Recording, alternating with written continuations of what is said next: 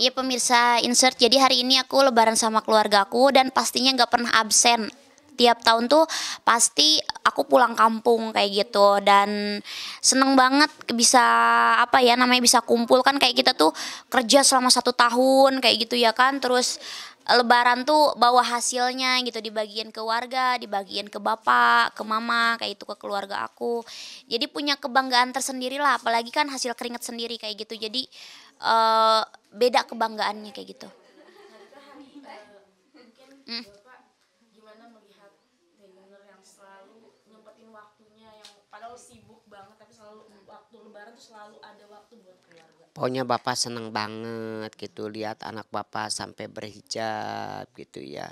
Mau itu apa? Mau Idul Fitri, mau sholat Lebaran di sini, terus bisa apa? Bisa kumpul bareng sama anak bapak semua gitu. Maka bapak kalau misalkan tiap hari kan bapak duaan sama si ibu karena kan yang paling potot itu kan pesantren gitu. Maka bapak sering nangis gitu. Misalkan bapak tiap kumpul bapak sedih banget gitu. Maka kalau misalkan udah bapak ditinggalin bapak nangis gitu. Sampai 3 hari masih kebayangin gitunya. 3 hari masih kebayangin kalau udah 3 hari mah ya bapak udah teringat-ingat lagi gitu. Pokoknya doain aja lah gitu ya. Ya sedih. Berarti emang benar-benar berasa ya kesepiannya ya. Iya gitu.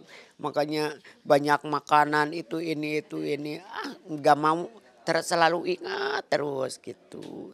Jadi bapak selalu ingatnya masa dulu dia kecil gitu ya digendongnya gitu digini gitu. Sekarang udah pada gede mah pada apa itu udah pada sibuk masing-masing gitu. Karena dia mah kalau misalkan bapak ke Jakarta gitu, misalkan baru datang bisa ke Jakarta, kemana teteh nggak ada belum pulang gitu. Kayak 2 hari baru ketemu lagi karena kan dia banyak kesibukannya gitu, bukan diam aja bukan dia mah gitu. Tiap hari kita terus kerja gitu. Ya. Itu maka bapak sering kumanya. Kalau misalkan lama-lama di Jakarta bapak gak betah karena kan siang malam terus apa pakai AC. Kalau di kampung mah enggak gitu. Bapak nggak suka pakai AC, masuk angin bukan Pak? Masuk angin langsung sakit. Berarti ini lebaran dan momen-momen lainnya itu adalah momen-momen yang paling bapak tunggu ya untuk ngumpul anak-anak ya. Dia gitu makanya bapak sering nangisnya gitu aja ya. Datang sehari misalkan sehari baru setengah malam siangnya sehari udah pulang lagi gitu. Maka bapak teh jadi digasa aja asa kehilangan gitunya. Banyak kehilangannya gitu. Sedih banget ya. Indra gimana lihat papa?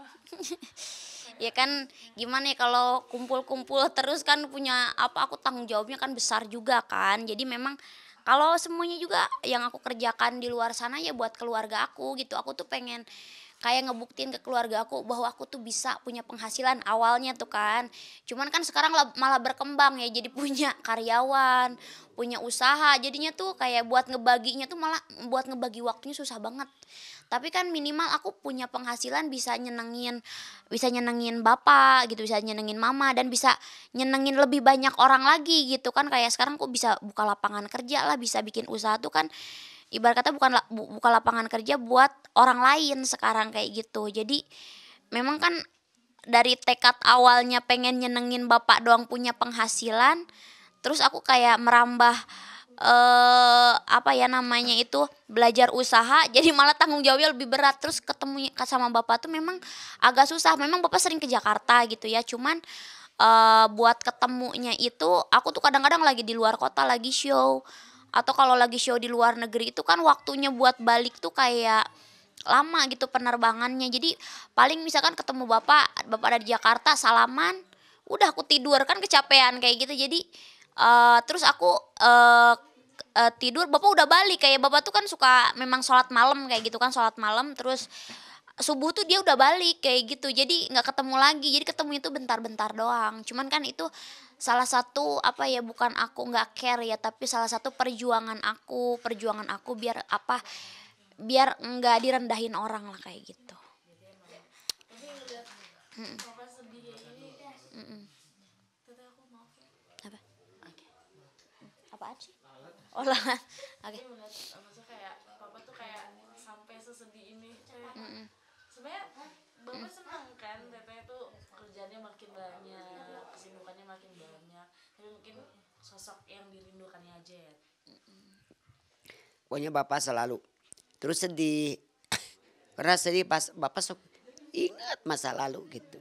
Tetap ingat gitu masa lalu. Tapi walaupun dihilang-hilangin tapi tetap gitu. Masa lalu sekarang mapan orang di Jakarta bapak nggak nyangka dia punya rumah di Jakarta gitunya.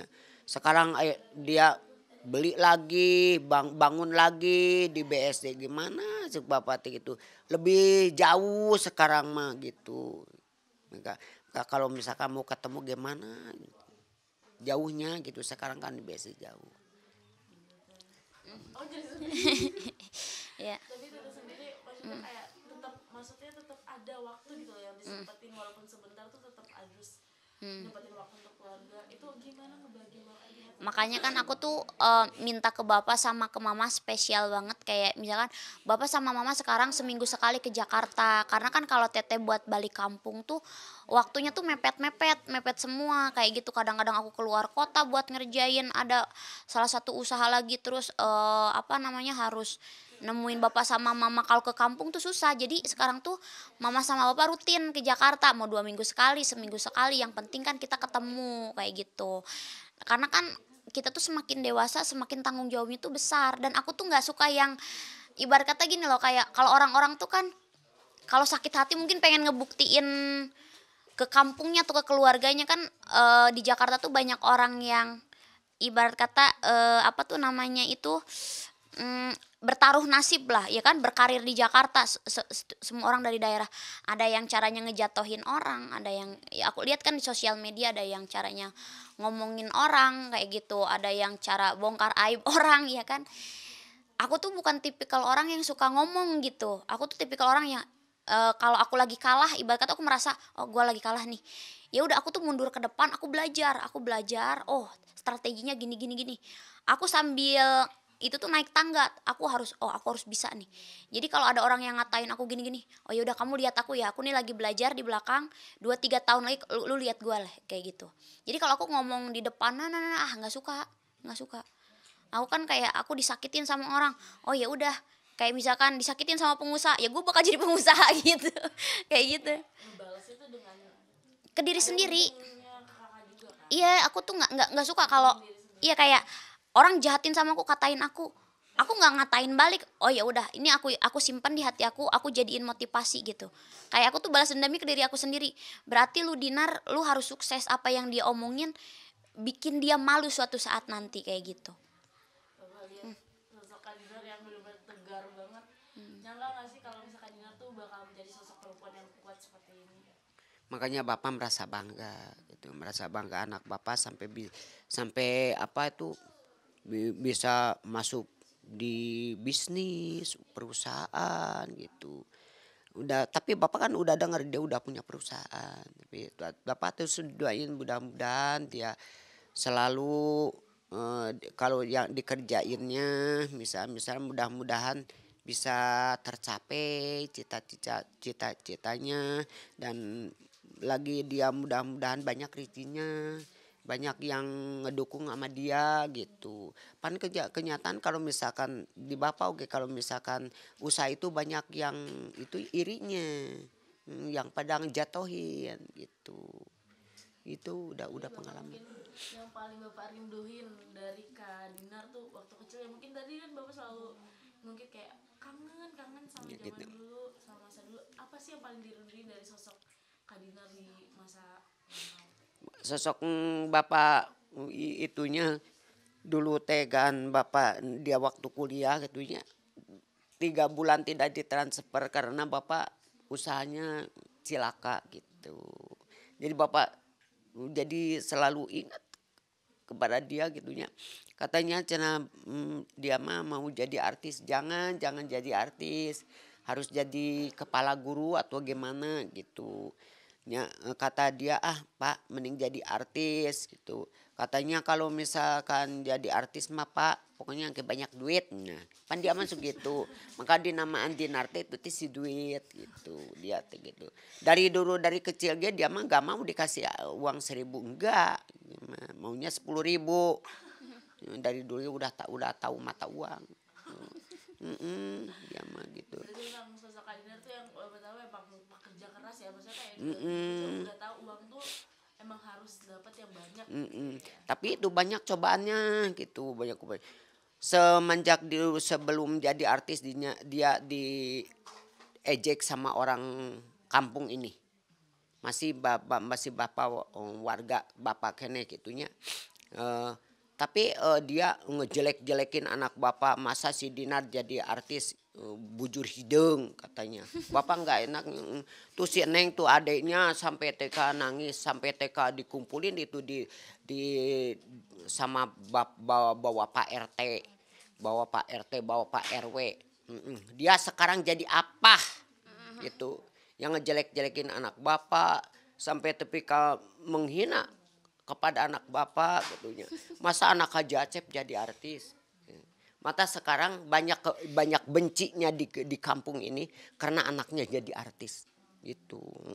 Banyak kan dia mah turunannya kakeknya turunan Kiai Ajengan. Aspek lah. Tahu Teteh Aspek. Kalau Aspek itu anti speaker. Makanya yang di masjid ini, enggak. yang apa tuh namanya tuh yang Islam yang kental banget loh, yang kayak TV haram, apa speaker haram, jadinya itu susah. Jadi pernah aku ngebagiin uang, kan aku kayak tiap lebaran atau apa tuh kayak suka ngebagiin uang kan, hasil dari syuting lah, hasil dari iklan lah, apalah kayak gitu kan. Terus dibilangnya tuh itu uang haram kayak gitu. Padahal kan aku suka ngebangun tuh keluarganya kayak gitu-gitulah, karena banyak ya gimana ya, susah sih jelasinnya ya, namanya di kampung kayak gitu. Padahal kan mungkin karena mungkin suka lihat sosmed seksi-seksian, padahal aku dari cari uang itu bukan dari seksi-seksian itu cuma buat sosmed aja. Karena kan memang aku DJ-nya turnya tur Asia kan, jadi kayak bukan cuman di Indo aja. Kalau di Indo ya aku terima kasih banyak, udah banyak yang mencintai aku di dunia DJ-nya kayak gitu, kayak banyak fansnya kayak gitu. Cuman kan aku memang gimana ya, pergaulan DJ itu kita harus menyesuaikan musik segala macam, dan memang pakaiannya ya memang seksi-seksi dan kadang-kadang buat gimmick juga. Tapi kan kalau sebenarnya hari-hari biasa ya biasa aja sih bajunya kayak gitu. Iya, cuman kan gimana ya, susah sih. Cuman aku nggak mau ngejudge atau gimana ya sama orang tuh. Itu harus dibuktikan dengan kerja keras. Kalau memang aku salah, aku ibarat kata orang bilang wah Dinar salah, enggak kok, aku makin maju-maju aja malah yang ngatain aku kok nggak pada jadi apa-apa kayak aku lihat kayak gitu. Jadi aku udah nggak mau denger lah kayak gitu. Kayak yang kemarin lah, kasus-kasus kemarin dibully segala macem kayak gini, yang aku lihat kok orang-orangnya sekarang pada kena masalah kayak gitu. Cuman aku kayak ya udahlah, aku lebih baik aku kerja aja kayak gitu, daripada aku ngomongin orang apalagi ngejelekin orang di sosmed.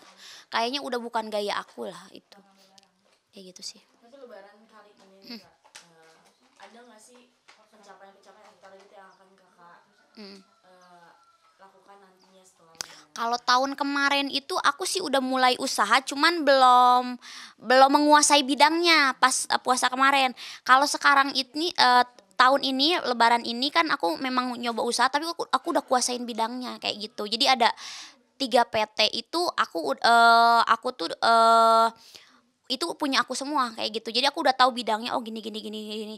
Jadi kayak kalau segi cash flow-nya tuh kayak cash and carry-nya aku nggak punya, tapi semuanya tuh muter gitu loh. Dan semuanya tuh udah ada karyawannya, dan aku punya adik cowok namanya Benny.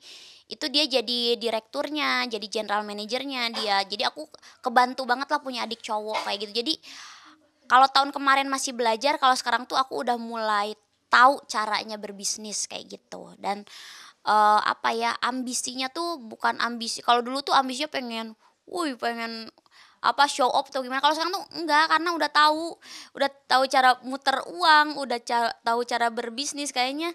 Terus kenal ya ibarat partner bisnis aku orang-orang kaya, jadi kayak udah tau lah dunianya, jadi udah udah kita mah Pak lucu-lucuan aja gitu, kita mah kayak di kampung bapak natural seperti ini, di kota aku tetap, bekerja seperti biasa kayak gitu. Karena, udah lihat lah dunia-dunia luar tuh seperti apa, apalagi kalau aku lagi show ke luar negeri ya, kayak aku dikasih fasilitas ya mobil bagus, hotel bagus, kayak gitu. Udah mabok lah, mabok kota udah mabok kota. Jadi kalau pas balik ke bapak nih, ke kampung nih udah seneng banget kayak healing gitu kan, ada pohon-pohon, ada sawah gitu, jadi kayak healing lah kayak gitu. Mungkin asisten aku lah yang udah ngerasain fasilitas kalau kita lagi ke luar negeri seperti apa, kalau lagi show ke luar kota seperti apa, kita kan fasilitasnya memang udah kelas A semua kayak gitu. Cuman kalau pas balik kampung, ya kita kayak berbaur lagi kayak gitu. Berarti kalau orang-orang healingnya kebalik, kakak malah healingnya pulang kampung. Pulang kampung, iya aku kalau healing kayak ke Bali tuh kemana bukan healing. Kadang-kadang kan kita pengen bikin konten, belum foto-foto kan sama fans kayak gitu. Jadi bukan healing, jadi kerja. Aku tuh lebih healing tuh kalau nggak ke kampung bapak, kayak nonton aja di kamar sendirian, itu healing aku, udah kayak holiday-nya aku. Jadi kalau aku nih aktif banget kalau udah keluar rumah, itu aku harus jadi uang, kalau nggak harus jadi konten, kayak gitu. Jadi kayak konten itu bukan ini ya, tapi konten ini buat ngehibur orang, karena aku suka sering banget kayak bikin konten-konten lucu, kayak misalkan kayak hidupnya mewah ternyata pakai ojek gitu. Kayak aku bikin konten-konten kayak gitu, orang-orang kayak ngehibur kayak gitu, tapi aku nggak tahu ya ada ide jahilnya aku gitu, ada ide jahil kayak gitu sih. Nah, kakak balik lagi ke lebaran. Kali ini temanya apa sih, Kak? Ya temanya pink. Yang cewek-cewek mama, adik aku pakai baju warna pink. Kalau bapak ya pakai gamis lah sama adik-adik aku kayak gitu sih, seperti biasa sih. Tapi kenapa milih warna pink? Oh, warna kesukaan aku kalau warna pink. Kalau gamis warna putih ini aku suka, jadi aku tuh suka warna pink sama putih kayak gitu. Cuman kan memang kebanyakan gamis warna putih dan bapak rata-rata memang pakai gamis putih kayak gitu. Untuk nyiapinnya sendiri nih, Kak, berapa lama sih kira-kira? Oh, nyiapinnya 2 minggu sih kalau kayak dari baju-baju ya. Karena kan bapak kemarin ke Jakarta terus belanja dulu kayak gitu kan. Aku bebasin kayak bapak cari yang bapak suka kayak gitu. Kemarin bapak belanja 2 koper ya, Pak? Iya kemarin beli sepatu, sandal, baju batik, terus gamis, peci banyak. 2 koper kemarin aku kan, ya udah beli aja gitu kan buat adik aku juga yang pesantren, suruh pada milih sendiri. Akhirnya pas keluar mall tuh 2 koper. 2 koper kemarin. Iya. Gimana cara nyenangin keluarga? Orang tua tuh banyak banget ya, Kak. Iya karena mereka ini nggak suka hidup mewah-mewah juga, kayak teh apa mau lebaran, oh yaudah ambil aja, ambil semua, karena kan memang jarang shopping juga, jarang belanja gitu. Sekalinya belanja udahlah ambil aja yang bapak suka kayak gitu kan. Kakak ucapin selamat lebaran. Oke. Sini Pak. Nanti bareng minal aidin wal faizin ya. Oh ya, Bapak mungkin ada pesan buat Edina untuk lebaran kali ini. Pokoknya bapak pesan kepada anak bapak harus hati-hati zaman sekarang gimana gitu, mudah-mudahan anak bapak bisa lurus di bidang usahanya, pekerjaannya gitu, selalu sehat dan bapak terus banyak rezekinya dan bagus nasibnya terus. Pokoknya bapak minta hati-hati teteh, jangan sekarang jangan main cowok-cowok yang itu ya, pokoknya yang nggak jelas, dia yang cuman ngemanfaatin gitu. Gak bapak pokoknya minta hati-hati aja gitu bapak.